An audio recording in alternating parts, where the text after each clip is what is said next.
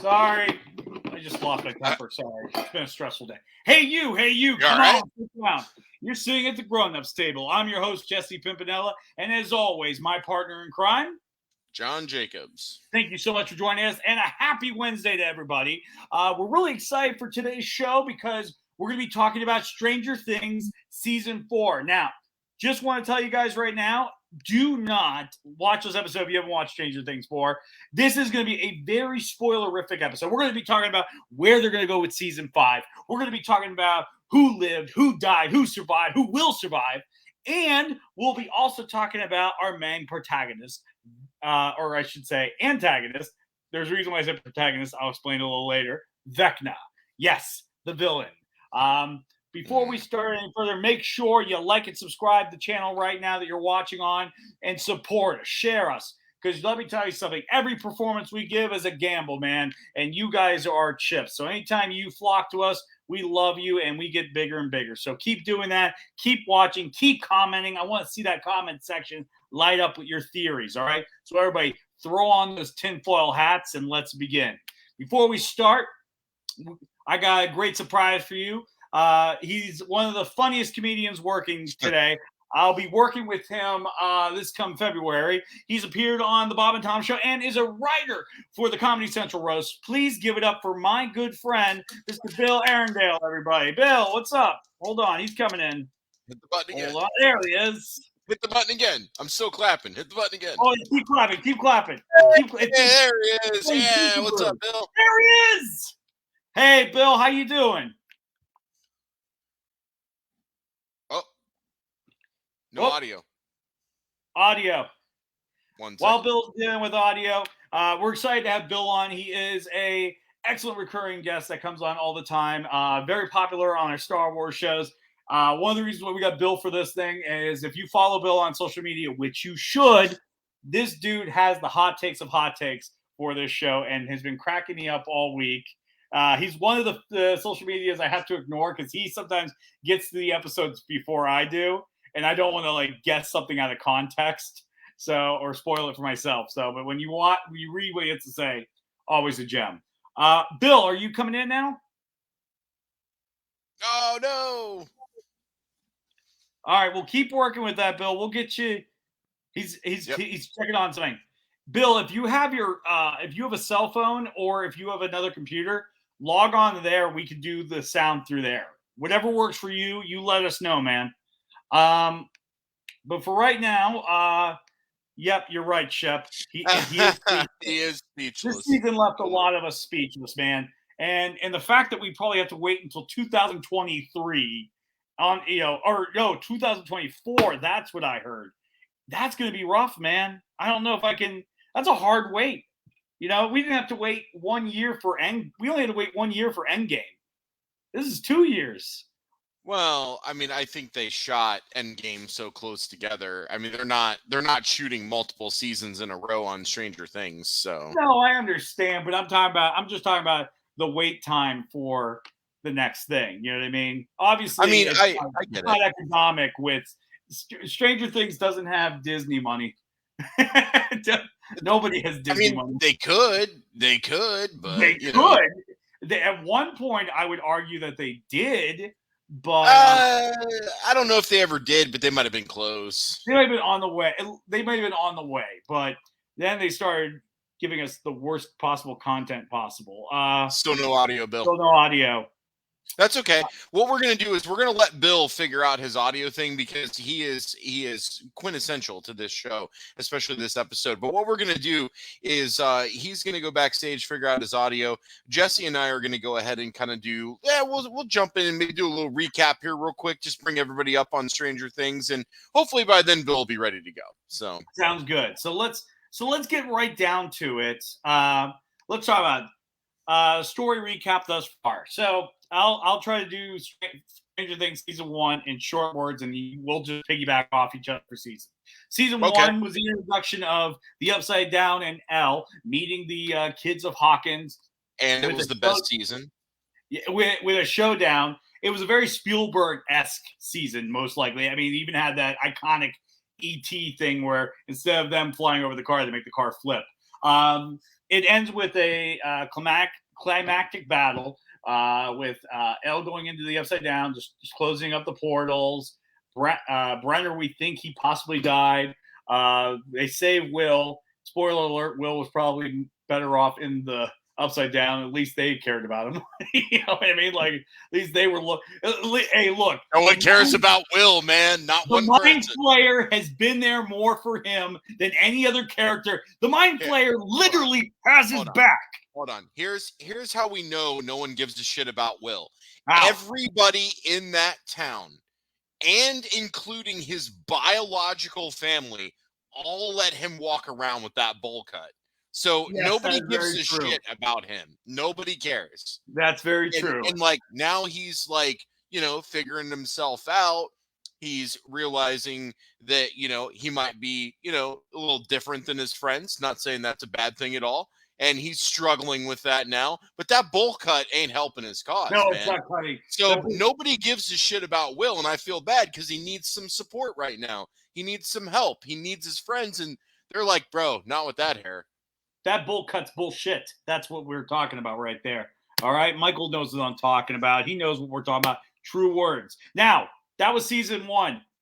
Now, John, take us away to season 2 quick. So I got 2 things to say real quick. Shout out to Gordon Shumway, wink, whose first viewing of this show live. Thank you for checking us out. Yeah. And I just wanted to show that I'm not a big Sam Adams fan, but Shep left this in my refrigerator on Friday, and I decided to drink it on the show. This is pretty damn good. This basically tastes like a Leinenkugel summer shandy, and I'm here for it. So thanks, man. I'm drinking your beer that you left here. All right. So season 2 recap is we pick up right where the season 1 cliffhanger left off. Bowl cut pukes up some slug, and now the kid with no teeth, aka the Gummer, befriends this thing and raises it, but then it grows up to start killing its cat and like other people. You know, Will's locked in this trance. The Mind Flayer's got a hold of him. Then he can't get hot anymore. It's like a really high maintenance girlfriend. And we do this back and forth shit until finally we just heat him up enough. And then it just like comes out of him like a fucking poltergeist movie. It was actually pretty cool. I really liked season 2 as well. I think season 1 and 2 go very hand in hand, very seamless. They give you more about the story as the seasons go on without make it seem jarring, without it seem like shit's coming out of left field. It's very seamless, and I enjoyed that so much about season 2. I loved the visual effects of the Mind Flayer. I thought that was really cool. I also liked the what do you want to call it? The roots or the vines or whatever that are growing under Hawkins. And let's not forget Sean Astin, man. Not only is he just the most likable guy in his adult roles, but the dude is a Radio Shack manager. Like we've got to make sure that we point this out because Radio Shack doesn't really exist now, and it really doesn't exist the way it did back then. And he knew his shit. So I loved his character, and I was really sad, spoiler, when he got the shit chewed out of him and died. I really thought he was going to live. Now I get it that they wanted Hopper to be able to fuck Winona Ryder, so they had to get rid of Sean Astin, blah, blah, blah. I understand that. Blah, blah. But it would have been great to actually keep Sean Astin. So that's my hot take on season 2. And I think everybody dropped out of the live feed now, so it's just me here running the show. So let's check out some comments real quick. I can't display them up on the screen, but I'll read them to you. It looks like Shep's pretty upset that I'm drinking his beer. Thanks, man. Everybody else is responding that Jesse is frozen. Bill is behind, still working on his audio, so I apologize, guys. So I'm going to move right on into a recap of season 3. So now we have time that has passed. The kids are getting a little bit older. The shit's already happened. And now we have my favorite character, Billy, because Dacre Montgomery, in my opinion, is a fantastic actor. I really hope he gets some more roles. Oh, there's Jesse. Hey, Jesse's back. I was doing a season 3 recap while you were gone. Sorry, it looked like something odd happened with my studio just now. It's been okay. a crazy day, kids, and I'm here for it. Your connection actually seems better now than it did before. So whatever you did, that was the right move. Any update on Bill? Or are we still going forward? Let's see if we can get Bill back. Bill. Sorry about this, guys. While we try to get Bill back, I'll go back to season 3. So we have Billy Dacre Montgomery. Oh, we're getting some feedback. What the hell is that? Hey, there he is. Bill, can you hear us? Can you hear me? Yeah, but you're getting a lot of feedback. Fuck. Hold on. How's that sound? Is that better? All right. There we go. Are we How's good? this? Can you hear me? Guys, we're golden. We're golden. Christ. There, we're on it, man. We're on it. I want to all the viewers out there, apologies for the technical difficulties we've been having this morning or this afternoon, evening, and good night, wherever you may be listening. Hopefully that will be the final and last of them. But we appreciate you guys for listening. Thank you. And Bill, we're happy to have you on.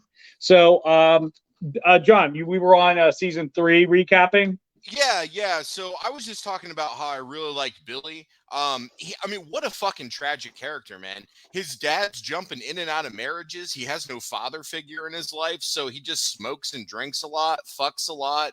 He's growing his hair out. He's getting that little mustache going, you know? Like, The I one feel he does bad. have beats him. Right. I mean, then he takes shit I mean, from his dad, like when his fist comes at his face. And you know what's weird?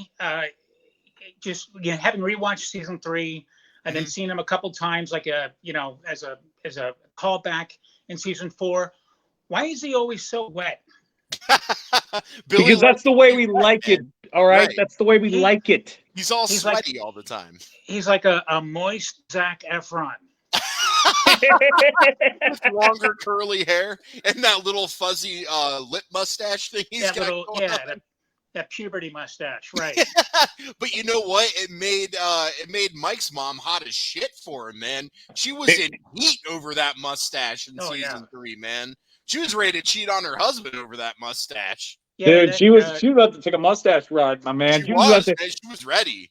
He was the Red Ranger. You are right, Michael. He really was. And he held it down in that film. Dude, say what you want about some of the certain decisions they made from an artistic perspective, but he held it down in that role, and I think he was great. Right? I liked it. I had no issue with the movie. So. Yeah, I think most people watching season 3 kind of hated Billy up until almost the end. But then at the end, he has, he has a good death. Yeah, he has a good death. And kind of redeems himself, to a point. So I definitely like that. My biggest criticism of seasons 3 and 4 is everything to do with Russia. I don't know why that's in there.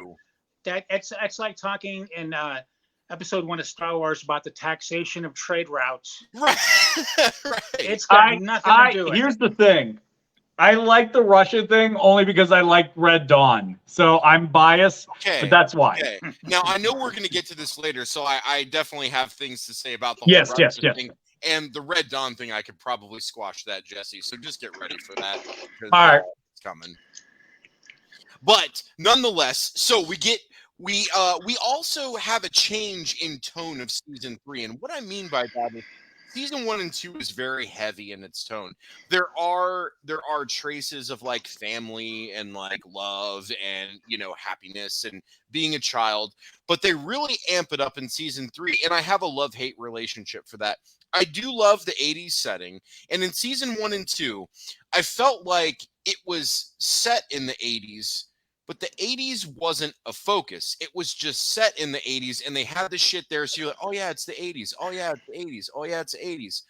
But season 3, and especially season 4, the 80s is just shoved down your throat like a whore working to pay her mortgage. And I don't understand why we had to go that's my problem with 3 and 4 is we took shit on a small scale and blew it up for no reason. So I don't understand why we have to have more of this it was fine the way it was. Now you're going out of your way and it's annoying. It wasn't annoying before. It's annoying now. And that bothered me in season 3 and 4. And then to Bill's point as well, the Russia thing, but I know we're going to get back to that. But season 3 ended great. Star Court battle in the mall after all that stupid mall shit was awesome. That whole battle with the meat flares, Jordan said earlier, was fantastic. Billy's death was great. Like, did you say meat flare? Yeah. Jordan down there commented that he referred to him as the meat flare. Oh, okay. I like that name. That's a good name. Yeah. Jordan, there you go. You're onto something, man. Meat flare. So that then transitions us into season 4, which is primarily going to be the focus of this episode.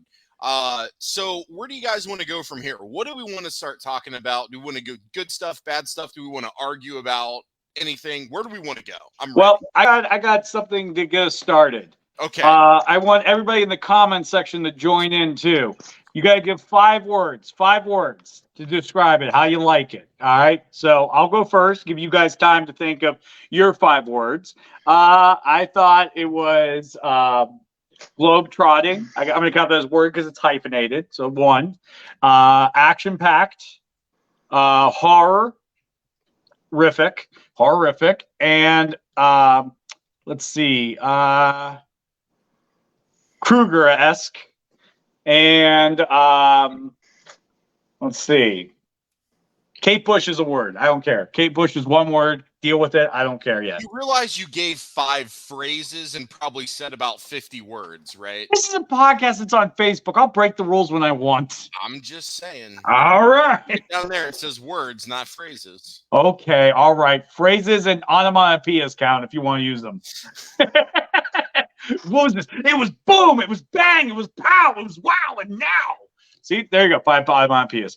All right. So, anyways, let's let you guys go. So, Bill, give us 5 words that you felt wrapped up the season. That tell us what you thought of it.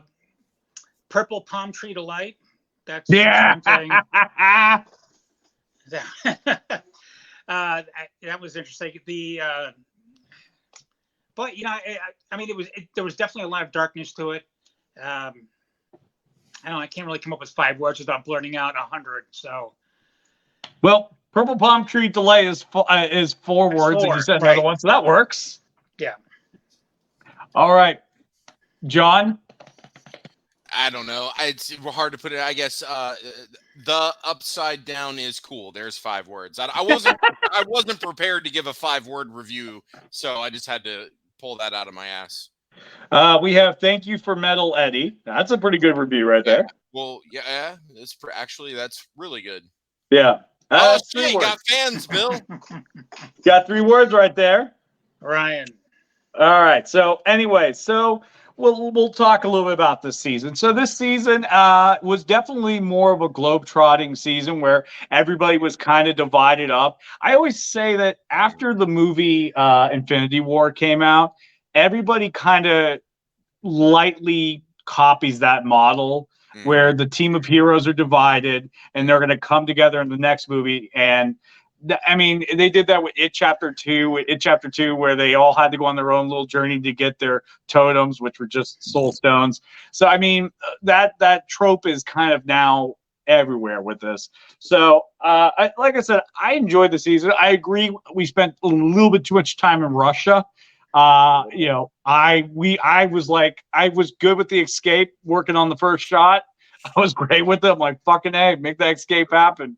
I'm mad that I'm mad that my prediction didn't come true. I thought Hopper survived because he jumped into the Upside Down after the Star Court battle, and then he got out on another portal or something. But that would have been dope. Why didn't they do that? I would have been all over that. Why didn't they do that? That would have been awesome. Yeah. I think the only thing that was good that came out of the Russian storyline, more Murray screen time. Mm-hmm. Murray's awesome. The guy Dimitri, who's played by the faceless man from Game of Thrones, he's always solid. And then for some reason, the sword from Conan the Barbarian shows up. It does. In the Russian prison, I'm like, where the fuck did that come from? and it was an actual prop from the movie, so it's it's legit. I don't know how something like that ends up in a Russian prison. I mean, I'm I'm dumbfounded. It doesn't make any sense. He specializes in more than peanut butter smuggling. He also is really good at acquiring Conan the Barbarian props. Rare movie props. Yeah. It definitely was out of place, but it was fucking dope when when Hopper picked that shit up and was just like, boom. Look, as much as I bitched about this season, that moment was awesome. And I was just here for it. Plus, he's like fit. You know, he's got the head shave, just the standard goatee. Like, it was a different Hopper. Now, it would have been cool to see him in the Hawaiian shirt from season 3 wielding the sword. Magnum PI. You know, that was dope. David Harbour's a great actor, and I was really pissed off that they just had him in Russia this whole season. Completely wasted, in my opinion. There's a little bit of a continuity error. Not to jump to the end, but at the end, Dustin is limping around because he got injured in the Upside Down. Hopper, who just a couple episodes before was hit in the ankle with a sledgehammer and had his femur sticking out of his leg, no limp whatsoever. And of course, Soviet prisons were known for their cutting-edge medical care. They sure were. So I mean, that was a complaint that I had with that. Just that they remembered it with Dustin and they completely glossed over it with Hopper. But I was very glad to see that Hopper was alive. Yeah. It just would have been too ironic to see a guy named Hopper hopping around. I think that's what it was. They were just like, they're like, all right, this is gonna look too goofy.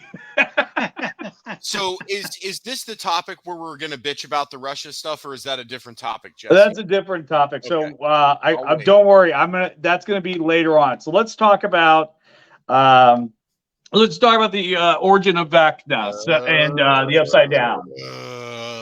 Go ahead. This is my biggest problem. This is the dumbest shit of the whole season right here. Really? Why did you find it dumb? This is Rise of Skywalker all over. This is Rise of Skywalker all over here. We're just making shit up that has nothing to do with anything that's already been done, just so we can be like, oh yeah, it was the Emperor all along. Yeah. Okay. What the hell? No. What was made up that breaks continuity like how Rise of Skywalker did? Show me in the first 3 seasons anything that leads to, number one, all those kids that he slaughtered, or the real intention behind anything. There's not. I just watched through the whole series again. There's Me too. Nothing. It does not start until season 4. They literally were like this. Wow. Where do we go from here? We have Hopper in a Russian prison because we had a stupid Russian Red Scare storyline because we started sucking the 80s dick too hard in this. Where do we go from here? I know. Literally invent a whole thing around where the Upside Down came from. We didn't hint about it in any of the other 3 seasons. We didn't talk about it. We didn't show it. We did absolutely nothing. But hey, right now, Emperor Palpatine's coming back, and he was behind it all along. It was him. That's what they fucking did to this show, and I'm so fucking mad about it. But I think that's different because Emperor Palpatine came back in the weirdest way possible, and they totally bastardized Anakin Skywalker's redemption story, where it's like, plot twist, you didn't kill me, bitch. I survived that pit. I'm going to be on a giant CPAP machine on an island in a giant planet. But Bill, what were you going to say? Yeah, I definitely just disagree on every level with what you're saying here. I understand. It's okay. And just because, every season there seemed to be a new boss, so to speak. So I was even thinking that in the 5th season there would be yet, the big boss or boss of all bosses or whatever you want to call it. But I liked the character of one. I liked how it was tied in with Henry Creel. I liked that it was. It was also Vecna. And then they kind of tie it back into the previous seasons, and that he really is, I guess, the physical embodiment of the Upside Down as far as his sentient presence goes. Sure. I agree, Bill, but let me ask you this question.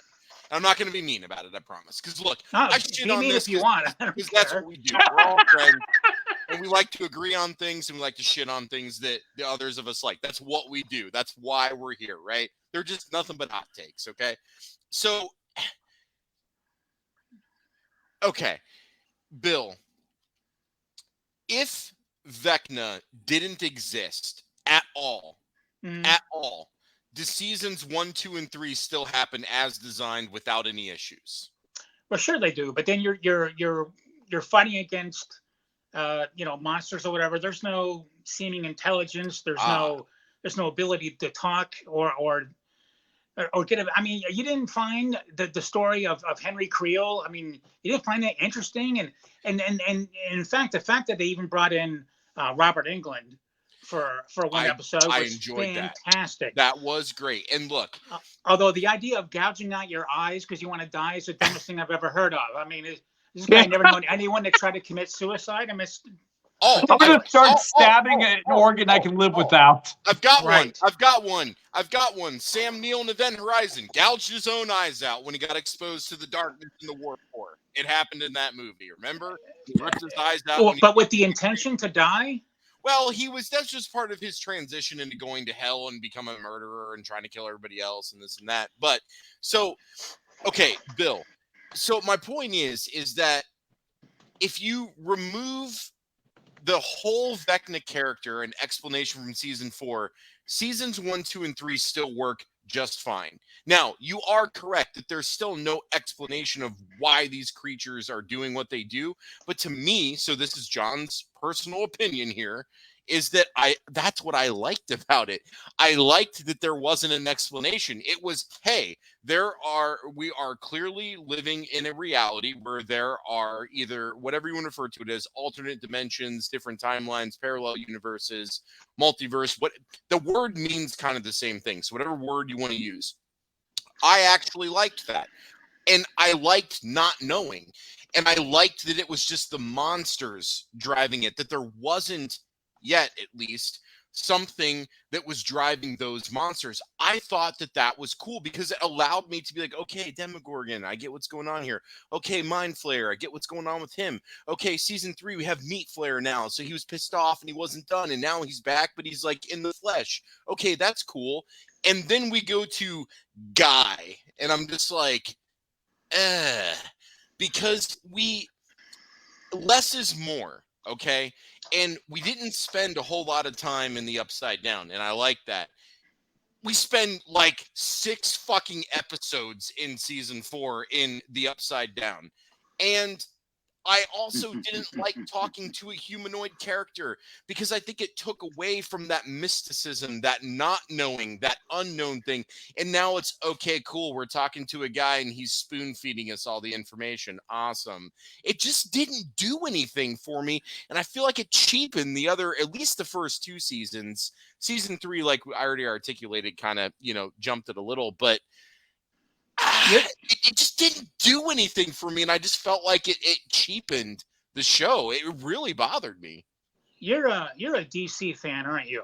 I mean, I like DC and Marvel, but I put DC over Marvel, yes. Now, here's an interesting thing Michael brought up. I kind of he was talking about how when Will mentioned he likes it warm, he's here, that perhaps he was talking about Vecna and not the Mind Flayer.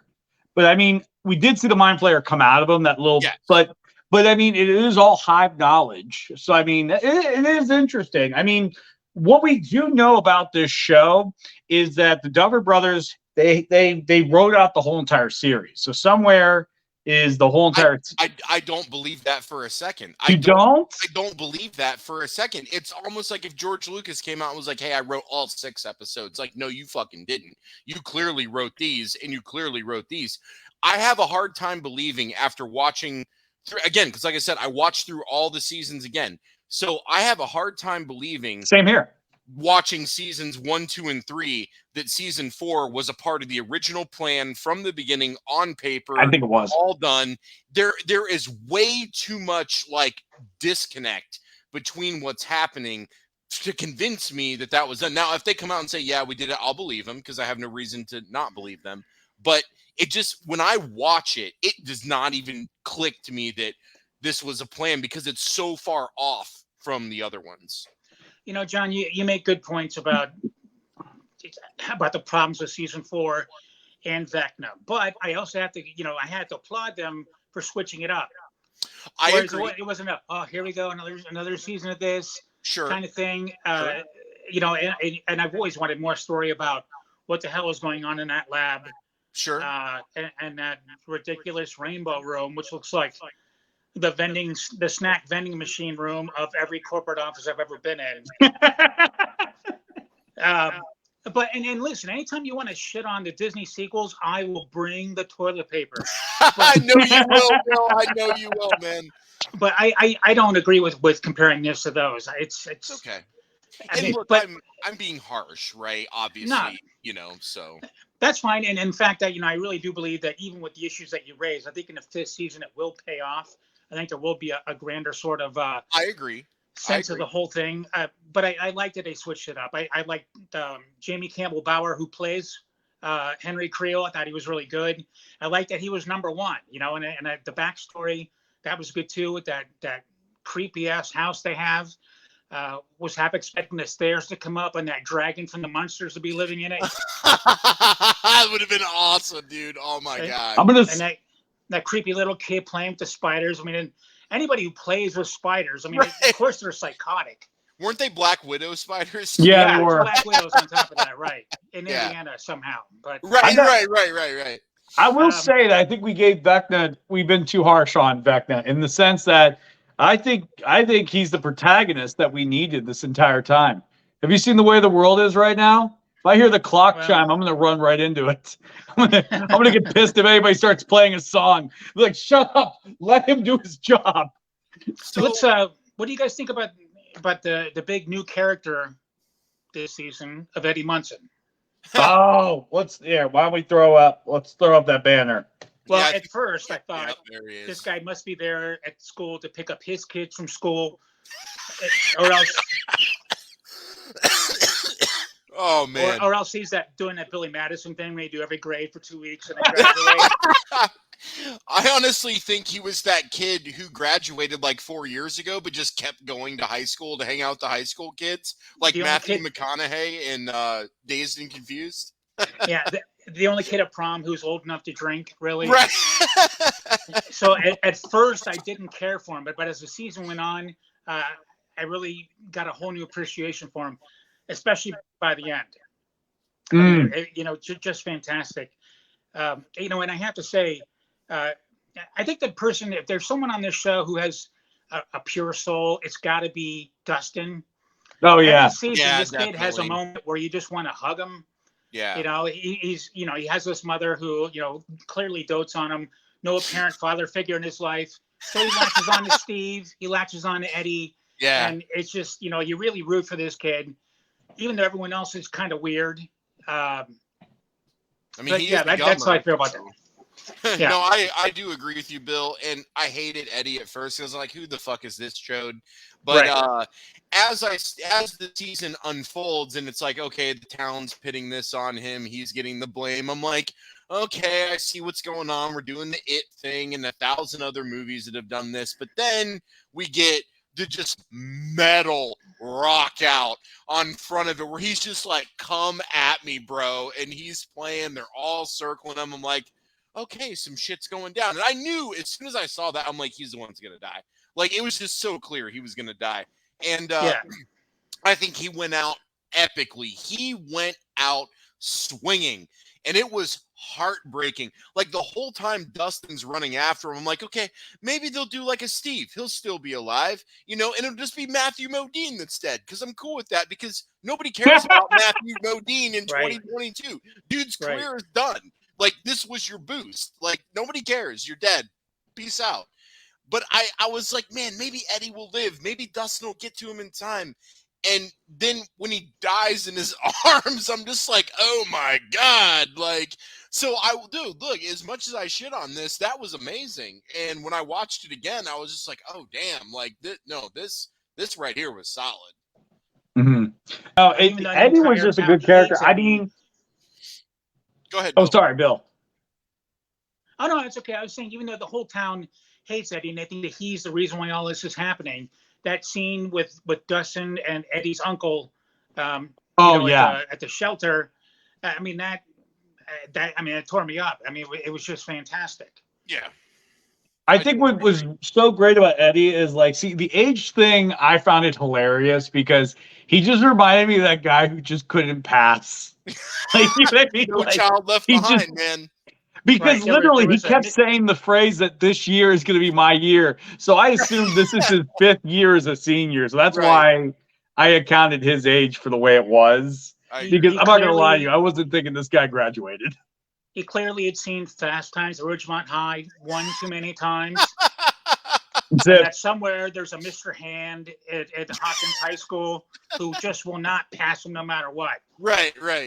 Oh my God, that's hilarious. Yeah. But you know, again, another character who at first you don't care for, totally redeems himself by the end. Absolutely. And in fact, that was a gut punch. I was really hoping it wouldn't be him, and I really didn't want it to be Steve. I would be really pissed off. Oh yeah, Steve Harrington. That guy is just fantastic, and that, you know, when they're in the RV and he tells Nancy he's had this dream where he has 6 kids, that's basically all the kids behind him. You know, the 4 boys, 11 and Max. So, you know, he feels like he's a father figure to all of them. Yeah. And I really like that. I do too. And I love Steve, and I was getting worried. You know, they're like, we're killing somebody. I'm like, it better not be fucking Steve, because that's my dude for sure. He has a great arc through this whole series. Starts out as a total chode and redeems himself, and he's now like in. I was worried it was going to be him, and I'm glad it wasn't. But then I'm still sad it was Eddie, because I ended up liking Eddie a lot. I'm like, oh my God. Right. The Duffer Brothers are very good at, you know, getting you not to like somebody and then getting you to like them eventually, which I always found that just to be very masterful in how they do that. Because it's like, oh, I fell. It's not it's not an easy task at all. It's not an easy task at all to get somebody to, I mean, it's kind of like how some comedians, some of them will challenge themselves by dividing the audience and then winning them all back. And I kind of felt it was that way. I mean, especially like I was watching season 1 and like Steve was a complete dick. I was like, he was. Fuck him. And then season 2, I remember the summer of season 2 when that came out. Everybody fell in love with, that was the summer of Steve. And then season 3, forget about it. When he's the only one that's happy that Dustin came home. Like, I mean, he was happy, dude. He was so happy. Like, true. I mean, yeah, his friends, they did the surprise thing, but then they abandoned him after he built the cool Cerebro. But like when Steve's asking him about girls, Steve's about, like, he's sitting there and it just, oh my God, what a warm ass moment that was. What a warm ass moment. I agree. Now, if I can, I'm sorry, I don't know if we have a specific roadmap we're following here, but what about the love triangle?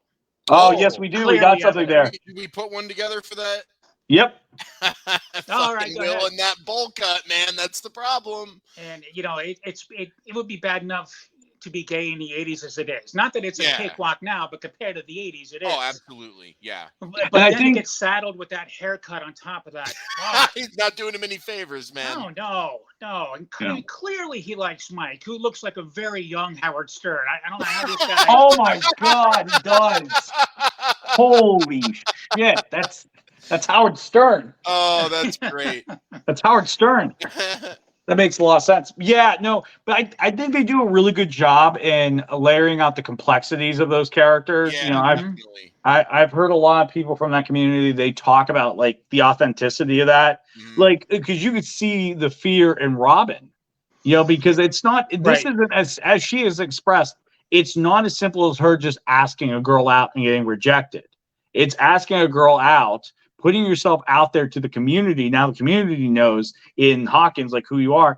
And she's worried about getting a scarlet letter put on her. Because, again, it was the 80s and it wasn't as open-minded as it was today. And especially it's the Midwest. You know what I mean? Yeah, it's in Indiana, dude. Come on. Yeah. Yeah, Indiana. It might as well be Ohio for that matter. Absolutely, man. Yeah, so... But I think they did a really good job at handling the characters. But I mean, for me, I want to see them all happy in the end. Honest to God, I want Robin to get with Tammy. Is Tammy her name? Tammy's the name, right? I think. Yeah. I want her to get with Tammy. I'm not sure if they're even gonna have time to do the whole Steve, Nancy. What's the brother's name? Jonathan. Oh, are they going to do an Eiffel Tower on Nancy? Is that? I think it's the only thing they can do. I think they have enough time for that. There you go. I think that's it. This guy go, all right, everybody. Spitfire cream pie. George clarified it's in the comments. It's Vicky. Pull his comment up. All right, hold on. Let's get that comment. Where Vicky? Yeah. Vicky, thank you so much. No, Tammy. Oh, I remember now. Tammy was the girl that was Harrington's girlfriend at one point. And remember when they were in the bathroom? Chick. Yeah. And then she's the terrible singer in the first episode. Yeah. That's why they start making the Muppet jokes. Thank you, George. Thanks, George. That forgot about that. Yeah. Holy, yep. He's like, yep. George, you're the OG, man. You know what you were talking about. I appreciate it. So the last thing I'll say about this is I really do appreciate like seeing the struggle, and clearly not that something is wrong with Will. There's nothing wrong with him, but he's struggling with something, and he's struggling with something that's really deep, and no one gives a shit about him or what he's struggling with. And I feel so bad for him. There's nothing wrong with his sexuality. There's something really wrong with Will. I mean, he's always just really fucked up in every season. It's got nothing to do with being gay. But like I posted the other day, I'm just waiting for somebody to go, why are you so fucking weird anyway, man? What is it with you? No, here's my thought on Will, and I wonder if they'll explore this, because they already alluded to it with Vecna, which when Vecna was in the Upside Down, it sort of bonded with him. I mean, I know he has powers, but I mean, physically, it bonded with him. I think that's why Will has this weird connection with the Upside Down. Okay. I mean, he was in that the Upside Down for how many days? He was in that. What, a week or so is the? Yeah, about a week. Yeah, give or take. Yeah, and I mean, definitely. That it's bonded with him. That's why he feels this like connection still. I mean, so I think there's something to that. That's I to the point where I think I have a prediction that he's going to have somehow, and I could be wrong, he's going to have some version of powers by proxy. Okay, I mean, I could get down on that for sure. I'll follow that. And then all of a sudden, Elle's random lost sister in that fucking Philadelphia episode shows up. Don't even bring that shit up, man. Come on. Everybody ignores that episode. Dude, we were rewatching it, and Sarah's watching this thing for the first time, and she's like, I'm bored. I'm like, honestly, we don't have to watch this episode. It never comes up ever again. Yep. I think it was like, yeah. No, I was just going to say, one thing I was concerned about by the end of the season is that somewhere in California, there is a pizza shop that's missing its driver and vehicle that's been missing for, I don't know, a week at that point. I'm sure they haven't checked in. Or like, where the fuck is that guy at? I know. I love that. Or the scene when they're finally coming back at the end, like everybody's leaving because of the major earthquake. And it's like, who the fuck ordered pizza? Well, and here's the thing. Everyone's leaving in a nice, orderly fashion. Yeah, there's no chaos. The Hellmouth just opened up 48 hours earlier, and everyone's just casually going out of town. It's a little weird. It was. Now, I love how some people are staying behind, like it was Hurricane Katrina, and they're like, we're gonna wait this one out. Yeah, we're just gonna hold out. We're not leaving. Now, real quick, I think we're getting a little feedback. I can hear it. I don't know where it's not coming from my end. Okay. I'll keep going. So before we move over with Love is in the Air, man, I love Paul Reiser in this show. Is he fucking dead or not? Like, I hope he's not. He's definitely the anti-Matthew Modine. He is. We didn't see a body. He actually has a heart. They don't actually tell you. It's left. So the fucker better show up in season 5 because they're going to be really mad if he doesn't. I really loved him in this, man. I thought he was great in this show. Yeah. Well, when they leave the lab, when Elle goes to leave the lab and Brenner tells her, say your goodbyes, I'm like, goodbye to who? The other random people in white coats. The people are kind of keeping her there against her will. Goodbye, everybody. Thanks. Right. It was just very odd. Yeah. What I love about his character is he is symbolic of hope and trusting an institution. Matt Modine, when he was in charge of the Hawkins lab, he was the epitome of don't trust this guy. Do not trust the system. Do not. And then Owen is kind of this character where he's like, no, there are good people. There are, and we're trying to help. And it's, and I kind of like this. That's the one thing is the parallelisms they have between characters is phenomenal. I think it's great. I mean, because they did it with Billy and then they did it with Steve. You know what I mean? They were the same character. I mean, Steve was Billy at one point. Maybe not to the most douchebaggy, racist version of that, but there's certain some things that lined up. Yeah. So, if you're gonna mention racism and all, you got to bring up that basketball captain. That piece of shit that got cut in half, and it was so awesome when he did. That was great. Hans Landa or whatever his name is. Yeah. Jason, that's his name. Yeah. I mean, just the definition of the word incel. Yep. You could just see this guy grabbing a tiki torch with his cotton dockers and marching on something. Yeah, that guy was a piece of shit and totally got what he deserved. And look, I loved Lucas finally standing up to him and just beating the fucking piss. I loved it. That was so awesome. Beat and he had a gun and still got his ass kicked, man. It was great. Dude, in the back of my head, I thought, are people really afraid of the basketball team? I mean, has anyone ever been afraid of their basketball team? I don't think they have. Teen Wolf, they were afraid of Michael J. Fox. I thought you were going to say Chubbs. Yeah, that liverwurst sandwich in his locker. Right. Well, funny enough, with that, it's like I knew I was going to hate Jason immediately with that stupid pep rally speech. This is for Hopper, man. And I'm like, oh, kill this dude. All right, let me hear a clock chime. The second time I watched it, I was like, clock chime this dude. I guarantee you that character is one of the people who clapped at the end of Independence Day when they defeat the aliens. I remember watching people are clapping. I'm like, what are you clapping for? Right. All millions of people have been killed in this movie. These aliens just got taken down by an Apple iBook. and a drunk flying a plane. It was a porn virus. Find hot single MILFs in your area, and the aliens are like, yeah. Oh, come on. Jeff Goldblum was way into early porn on the internet. You know that was a porn virus. Oh, yeah. 100%, man. 100%. So, Jesse, let's move to another topic because we got so much more to talk about and we're running out of time. Okay, so let's talk about – I got a few more topics to talk about. So let's talk about the biggest one, the biggest takeaway from this season. Is Max dead? Or, as Billy Crystal would say in The Princess Bride, nearly dead? I mean, she's alive. I think she's just in a coma, but I think they should have just killed her ass. Like, that would have been great. Because how much more of an impact to make than to kill one of the people that you think is safe? Like in Star Wars, none of the main characters die when they're in peril because they're the main characters. Kill a lead. Don't kill a secondary or tertiary character. Kill a fucking lead to make us feel like shit's not safe. I would have loved to have seen her die. Just saying. Yeah, I agree with that. Did die, yeah, I mean, it definitely kind of got me a little bit.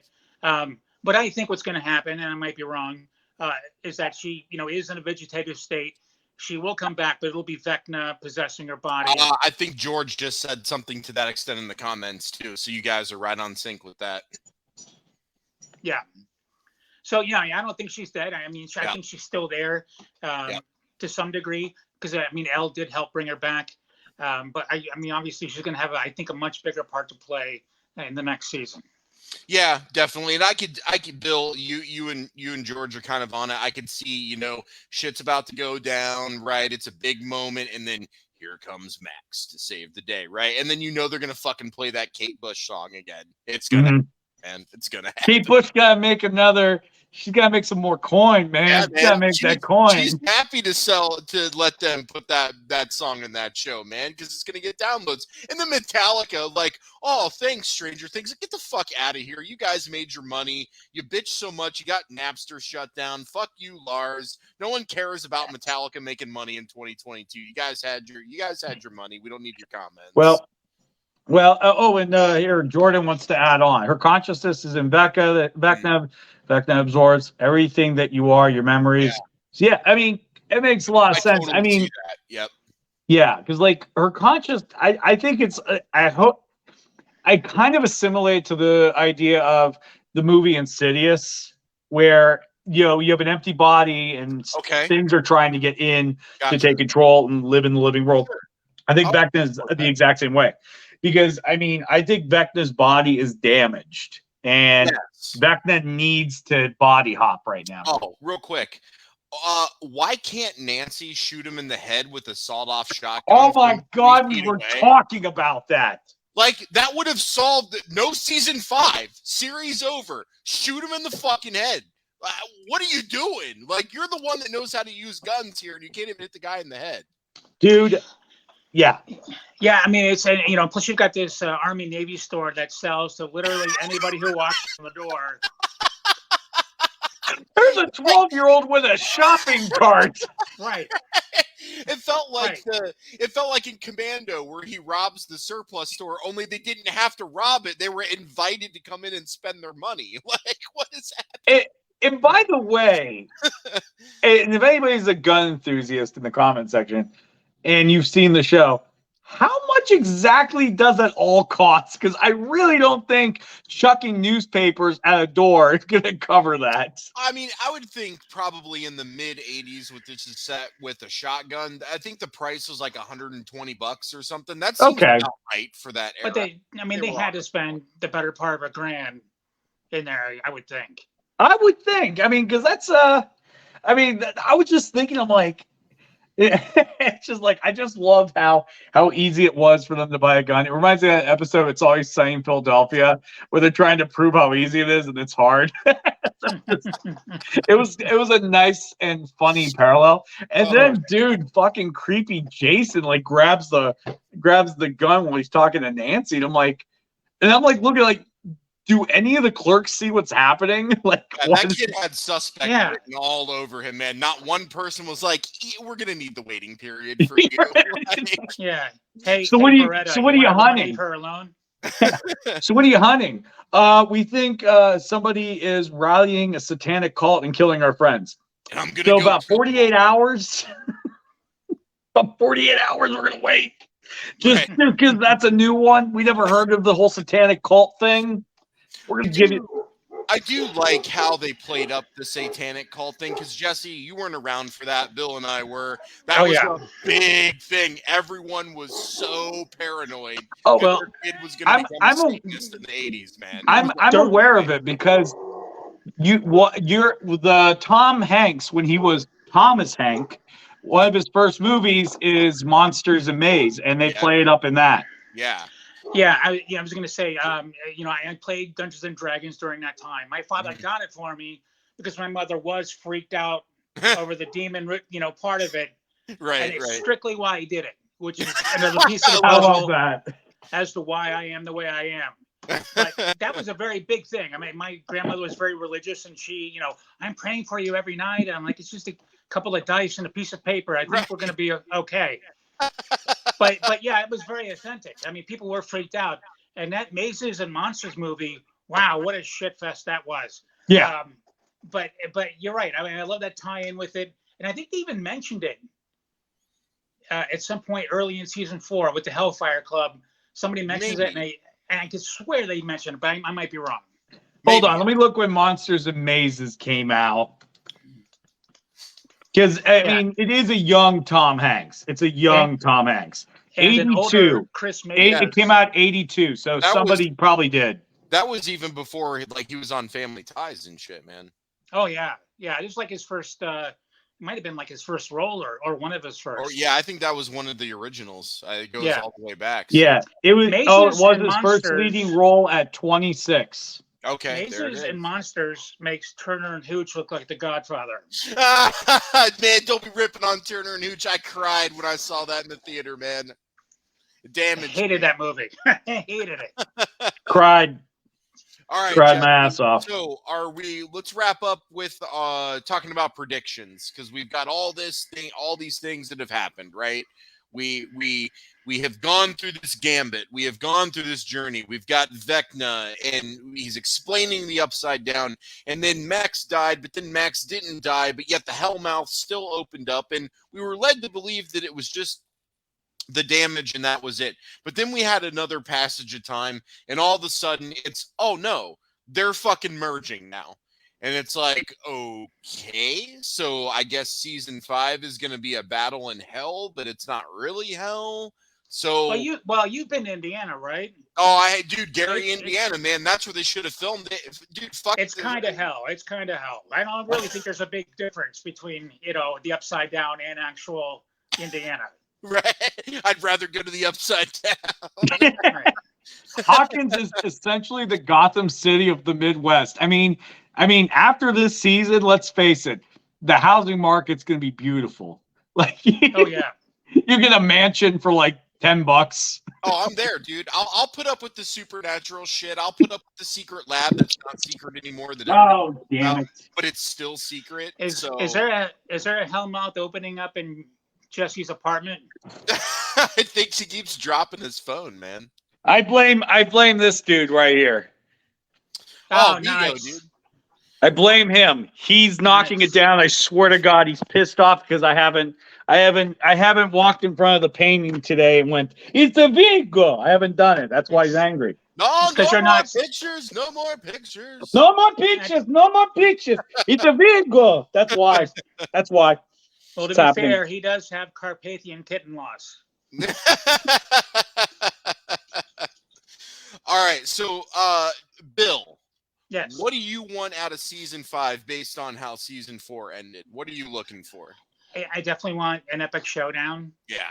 I mean, I really want just lots of action. I don't want any of the main group to die. I mean, I really would rather not. And if Max had to die, I'm probably okay with it. But none of the main 4 or 11, especially Steve. You just can't. Although I got a bad feeling that maybe he's going to do some sort of heroic death and save Nancy. Yeah. Get rid of Jonathan. He is a waste of space. Dude doesn't Get rid even of that talk guy. half the time, man. He's just moping around. You got a hot girlfriend. What do you got to be sad about? He was shown up by Argyle, the other new character this season, who ended up being awesome. Yeah, he grew on me. At first, I was like, man, this guy's annoying. It reminded me of the villains in Three Ninjas. But, Right. it grew on me, so. Yeah, definitely. Jesse, what do you want out of season 5? I mean, a lot of what you guys said. I mean, man, I really want a happy ending. I really want them all to survive, but I know that's not a reasonable request. And I mean, listen, like I said, I think Jonathan will die because it's going to hurt Will and make Will feel more alone. I think that's why it'll be an impactful death by indirectly hurting us versus the direct. Steve, I could see going out saving the kids. You know what I mean? And maybe they'll throw something in line where Nancy's like, "What about having the girl and the 6 kids?" And he's like, "I've already had that." And then he goes saves everybody. And like something like that would crush me. I really don't know what to expect from this season, but I know that there's going to be a time jump. They're going to explain the ages. I mean, Jesus Christ. I mean, they're all like 18 now, and they look way older than middle schoolers. So. Yeah, nothing you can do there. But I think a big sci-fi kind of showdown in Hawkins. I think what I heard is that the next season's going to be smaller. Thank God, because I hated the scale. I hated the global scale. I hated the Russian shit. Like, it was part of the charm was it was in this small town that anybody could relate to, and everything happened within this town or right beside it. And then all of a sudden we went from that to this, and I'm like, what the fuck? Like, you blew this over. I think they said that it's going to be a very Hawkins-centric season. Maybe I'll like that one better. So, yeah. Now, if they do this time jump and we ended where we ended, the merger is already happening. So if they're going to do this multi-year time jump, is it just going to fucking be the Upside Down and the world merged completely? Like, how are you going to explain the status of things if you do this massive time jump? I think they're going to contain it. And what's going to happen? I mean, because you got to keep in mind this portal is a mega portal of epic proportion, and I think the government will like pull a Chernobyl and like that no one can go into that area. They're going to try to quarantine it. I think whatever in the amount of time jump it is, I think it's only going to be a Band-Aid. It's not actually going to stop this from happening, and I think slowly and surely it's going to build to that final confrontation where this needs to be stopped once and for all. 11 and everybody get together in the Funky Bunch. 8 shows up from Philadelphia, obviously, just because I have to be a prick, and then they get to business. I have a feeling that Hopper's going to die. They kept him out of Hawkins for the entire fucking season and did nothing with him in this prison, which, by the way, I don't understand how these 2 yahoos off the street managed to infiltrate a like deep, secretive, operative, undercover Russian prison with heavily trained and armed KGB officers. I think it's that 80s charm, honestly. Like, you know what I mean? Okay, when you watch an 80s film, okay, are you telling me that everybody thought Weekend at Bernie was still alive? Are we going to lie to ourselves right now? We're going to go, that guy is totally alive. Anyways. Stop. We're not even talking about Weekend at Bernie's. I'm not talking about Weekend at Bernie's. I'm talking about 80s logic. 80s logic. I understand the logic. What I'm saying is that we have Hopper, who's been completely disconnected from everybody for an entire season. Yes. He's going to return during the battle season, the final season. If anybody's going to die, it's going to be him, and I'm going to be pissed off because he's always been my favorite character, and I agree. want him to die. Yeah, but I've already accepted the fact that he might die. I'm ready for it. I mean, they already killed him in season 3. I mean, for a minute there, you thought he was dead.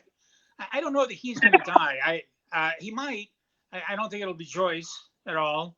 They're not going to kill Winona Ryder. Come on, man. Well, I mean, if she dies, then Will's haircut dies with her because who else is going to subject that poor bastard to that haircut? Right. Hasn't he suffered enough? And no kidding. That bowl cut, man. But look, I rip on it. But look, I had one, but I had one in like the early to mid 90s. I didn't have one in the 80s. I had the standard 80s haircut that then morphed into a bowl cut when I made it to middle school in the 90s. So I had that standard Dutch boy haircut in the 80s. So man, totally every dude had that same haircut, man. Every single person. But it almost comes to a point, almost like those Devo helmets. Yeah. What's really great. Season 5, I want to see a better haircut for Will. Yes, I think we all do. We won't get it, and I'll tell you why. He said we won't get it. No, because apparently this is something the actor keeps asking the Duffer Brothers to fix, and they just don't.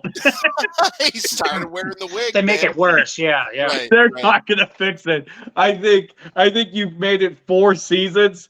Believe it or not, they're probably gonna give us the most rific bowl cut possible next season. Well, I'm talking Ringo Starr bowl cut. We're gonna get a bowl cut. Ooh.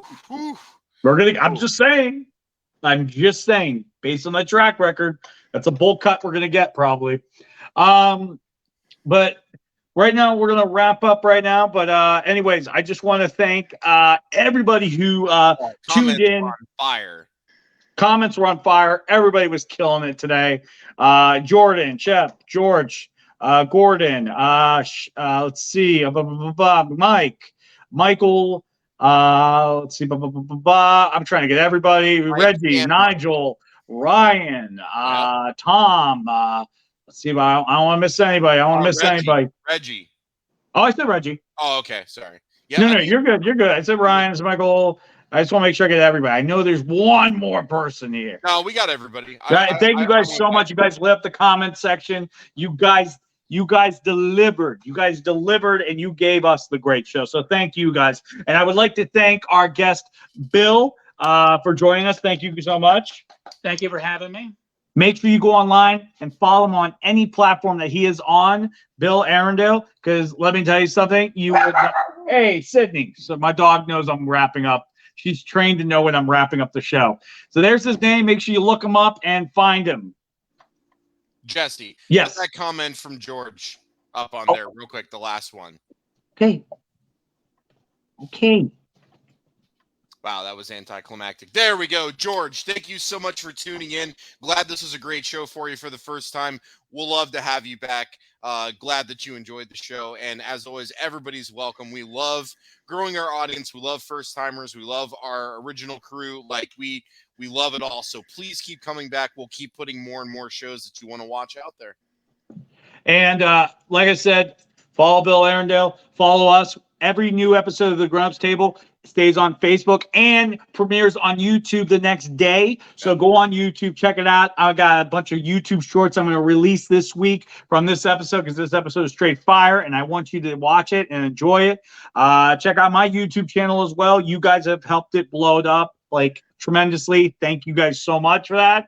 And tune in next week. We'll be back with a whole new show with many great topics. But until next time, I'm Jesse.